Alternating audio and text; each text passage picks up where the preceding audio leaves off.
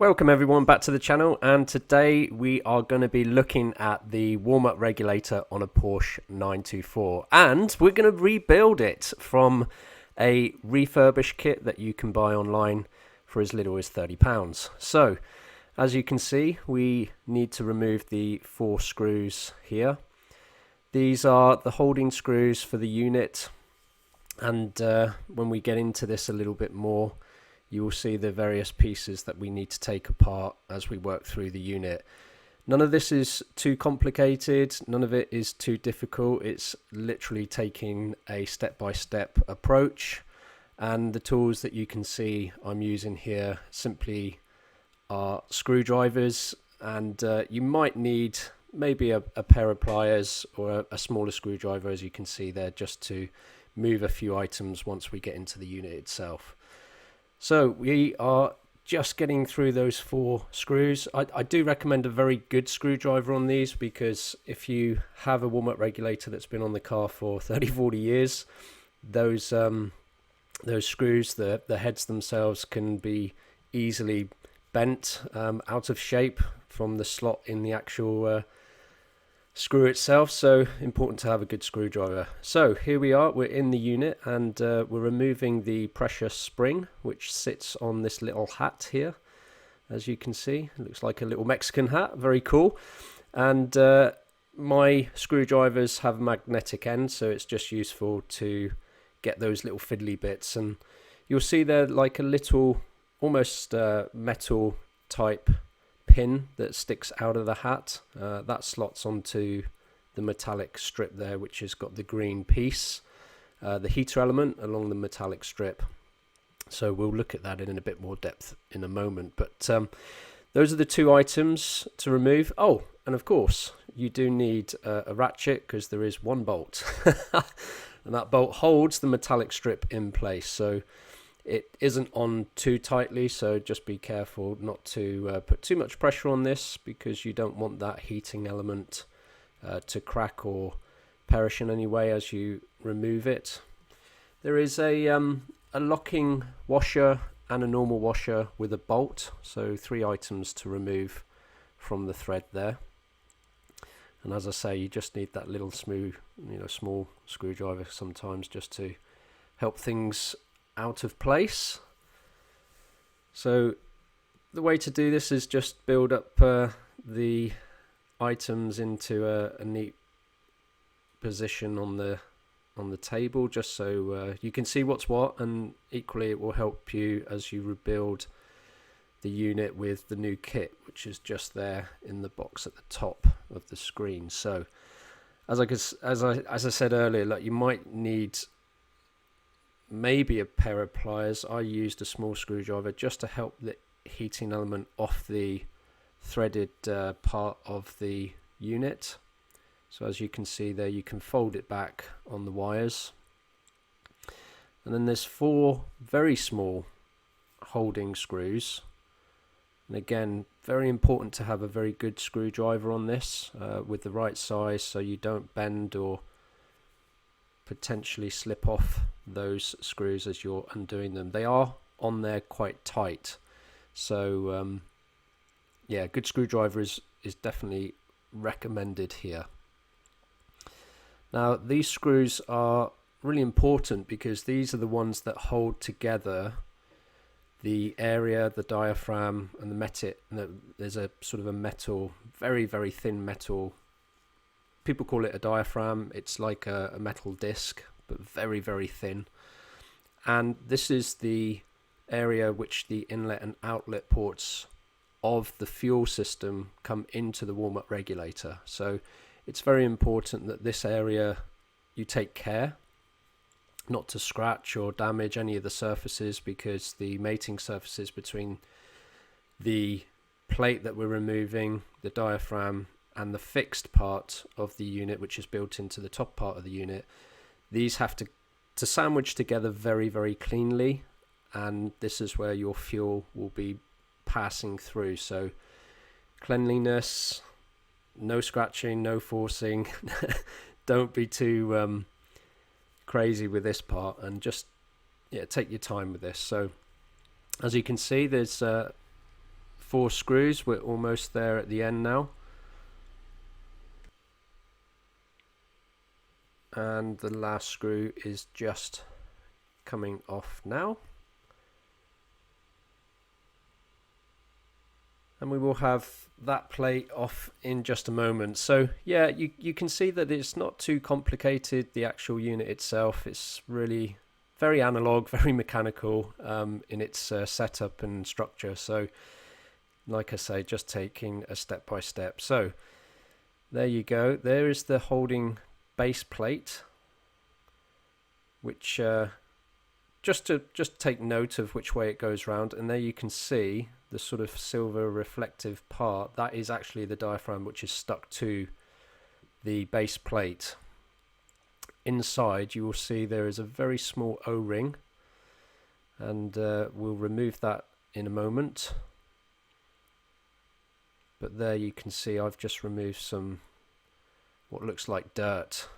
So these systems, these warm-up regulators, do succumb to dirt through the fuel system. There is a gauze on the inlet of this, but what's important is to try and keep these as clean as possible. So it is recommended that maybe during service intervals, maybe 1 or 2 years, it's worth just removing these and giving them a clean through the inlet and outlet ports, just to ensure that there's no debris in the way, because it can affect the way these things run. A bit temperamental in that way.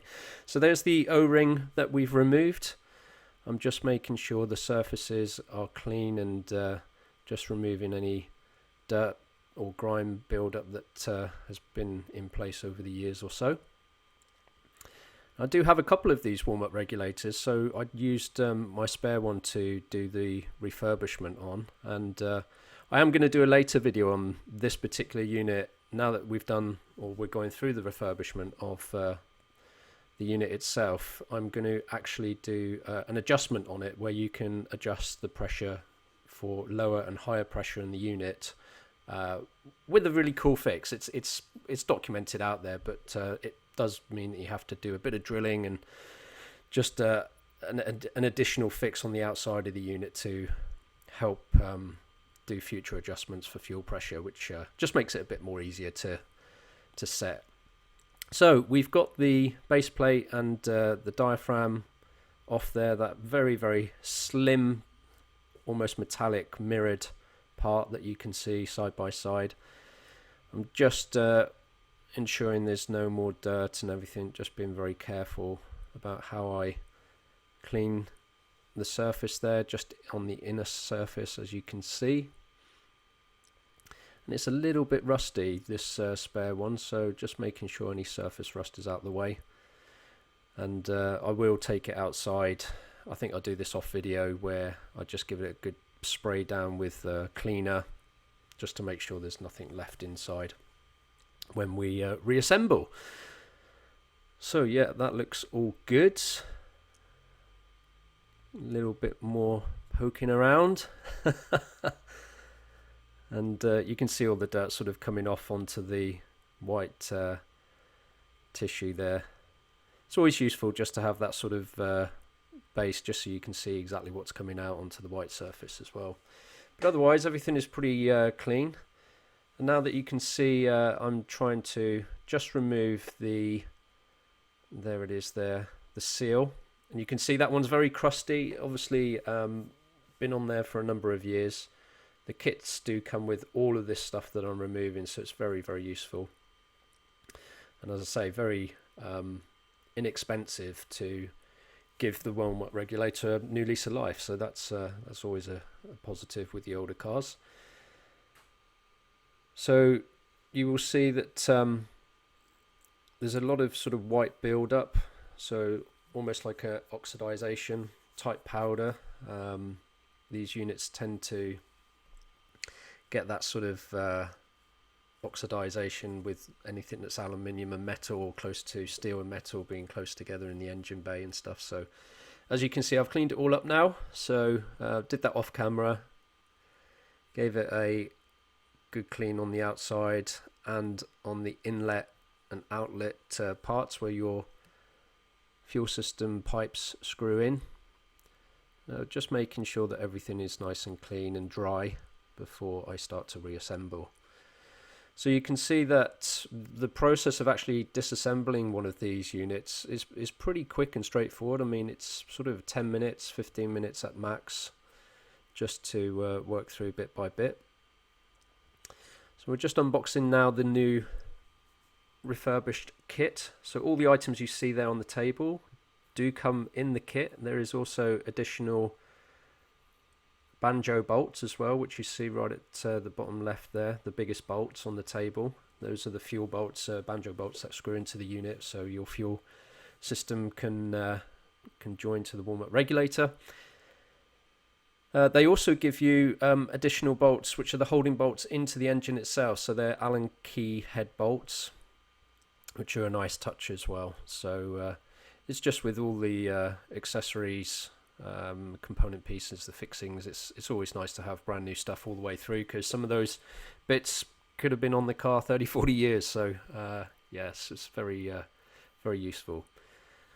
So nicely packaged. I actually got this from a company online which they send from Germany, so like I say, it's about £30 all in, including shipping, so very cost effective. And there's all the bits and pieces that you need to put everything back together. So every washer, every lock washer, screw bolt is there and present, and as you can see, they do a nice little package for the most delicate piece, which is the diaphragm, which you can see at the top left of the screen there by the bottom of the unit. And you get the washers as well, so they give you a couple of size washers there, because there are lots of different types of warm-up regulators all doing the same thing, but in this case we just need the black O-ring, and that slots in nicely, so no forcing of anything, and there you go, it's in. Good job, nice and smooth, and the surface is as clean as possible, because this is really important on this bit where this metallic diaphragm needs to sit perfectly. And as I say, this is the really important part of the unit where the fuel system is passing fuel through. So you just want to make sure it lines up nicely. And I think there's actually probably a better way, rather than putting the diaphragm straight in. I think what I do now is actually put it on the base plate and put a screw through. So yeah, there you go, you see, I saw the error of my ways. And again, just making sure that you've got the base plate the right way round.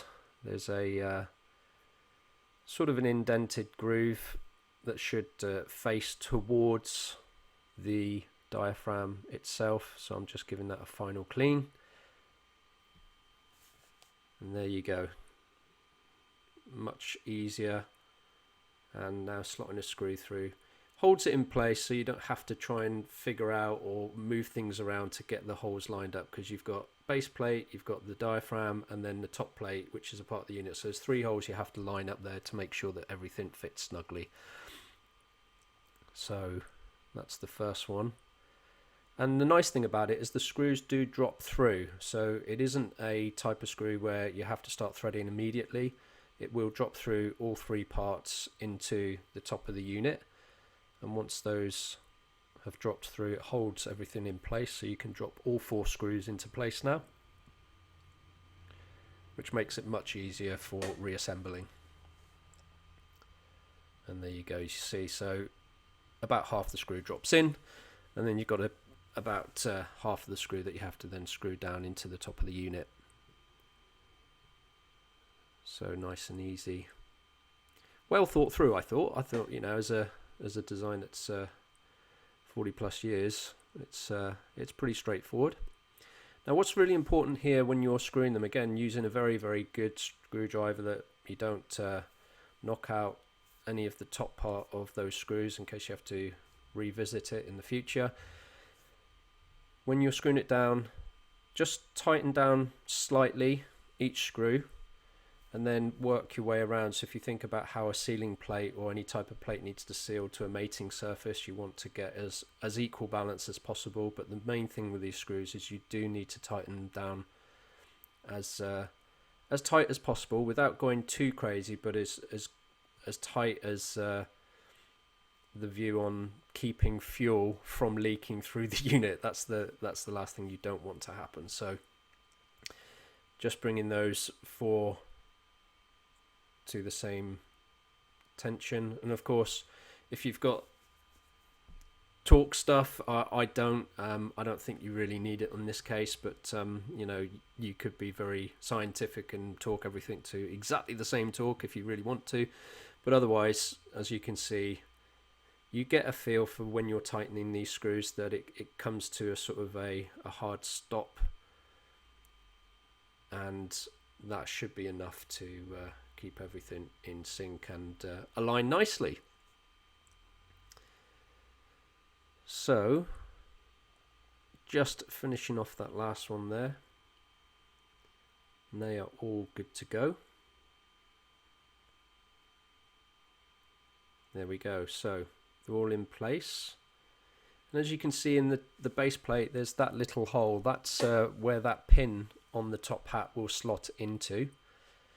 So now we're reassembling the metallic strip with the heating element attached to it, and it's just useful to bend the wires here just away from the side of the unit. You want them not to snag on anything, just to be separate from each other, just nice and neat there. And one thing about this part in particular is you don't need to tighten the bolt and washers too tight. You can do it. You'll get a feel as well. There isn't a need to over tighten too much. The movement of the metallic strip is sort of up and down, so it's not too bad in terms of side to side movement. As you fit this though, and you tighten, you will get a slight move of the metallic strip to the left as you tighten up. So it's just useful to have a screwdriver just to hold it as you tighten that down. So washer goes on first, then the locking washer, then the new bolt, or nut I should say, and then just holding everything in place neatly, and then as you tighten down, that will lock everything into position.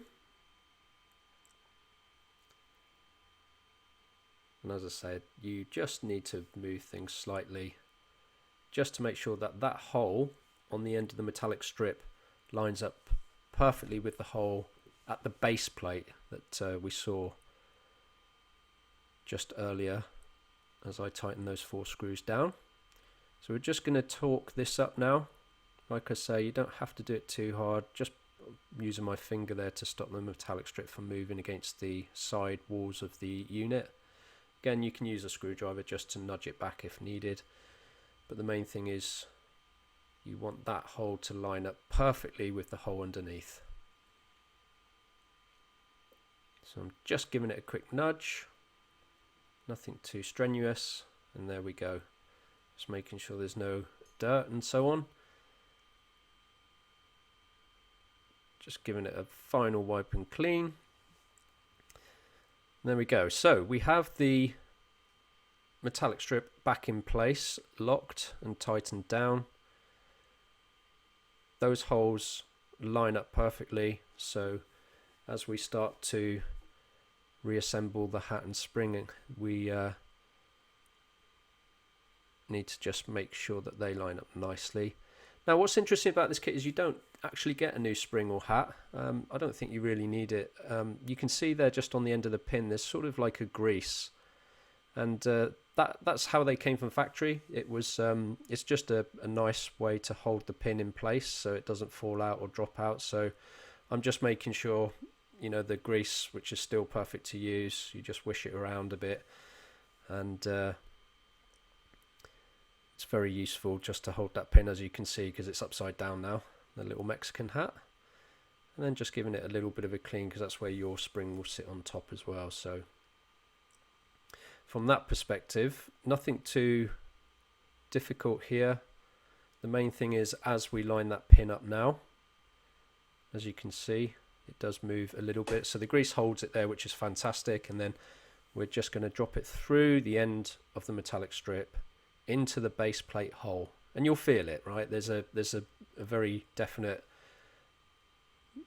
drop as the pin slots into that little cup and the base plate,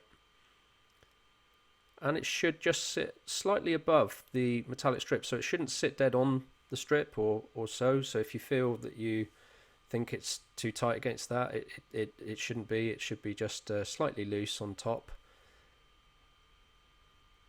And when you place the spring into the hat and then reseal the unit with the base plate of the actual unit itself, that's where everything will come together nicely in a firm way. So there you go. That's the Mexican hat in place.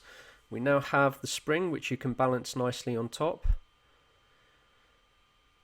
And again, you know, maybe you can, not as I do here, but fit the new seal before you place the hat on or the spring, just in case they fall off. But I've got a steady hand, so that's all slotted in nicely, and everything is perfectly flush and in place. So now we're ready for the base plate of the unit itself, and you'll see the round circle there, which is the holding position and the holding plate for the spring. So I'm just going to balance that there. And I think, and yes, I did, I remember now. So I did go off and just clean the surfaces, the mating surfaces of the base plate there, just with a wire brush, just to get rid of any debris or old sort of oxidization on the metal. And yeah, it goes together really, the hole, or the round hole, there you go, as I point out for the spring, that slots in nicely. You'll feel it slot in. There should be a bit of resistance, but then as you push down on the base of the unit, those will come together nicely, and then you can slot your screws in. Now on my particular unit here, there's new bolts there. You see on the top left, there's some brand new nuts that are joined to the bolt. The nuts that are in my unit have well, they're seized in there, and I sort of looked at it and thought, actually, it's only, you know, old nuts. They're perfectly working well in terms of the thread. There's nothing to worry about there. So I just used the new screws into the old bolts themselves, and once you've got one screwed in, that will hold that side, and then you can just drop the other one in, and then that takes the pressure of the spring, because the spring is obviously trying to push that base plate out. And there you go. So now you have everything locked in, and you can just add the other ones. I'm still considering whether I want to take those out, and I think I gave up because they were pretty solidly stuck in there. So yeah, just couldn't really be bothered to force those out. It would take a bit of effort, because they looked to be almost welded in there. I guess that's over 20-30 years of being close to the engine with dirt and grime. So we just dropped in the other two. We're going to tighten those up, and again, using a very good screwdriver. I'm using the smaller one there just to get started, but I'll move on to the big one. There you go. Because what you don't want to do is round out any of those screws, because they can be a real pain to get out otherwise. And yeah, just again, being very hand tight is as hard as possible, just to make sure that the unit seals and nothing can get in and out through that seal. And there we go. So that's the rebuild complete. You can see there I've got the new banjo bolts, which the fuel pipes join to, and they all fit in nicely. And you've got washers for both of those, 2 washers per banjo bolt, so one either side of the pipe as you refit. And again, very simple, nice and straightforward. So as you can see, the rebuild of a warm-up regulator is pretty straightforward. And just taking your time to walk through each step, or each part of the step, using the kit should ensure that you don't miss anything and all the bits go back as they should in the right places. So now I'm going to take this onto the car and go and check if it works as it should, because everything is complete, everything's ready to go. So let's go test it on the car itself. And that is how you fit and refurbish a warm-up regulator for a Porsche 924. Good job.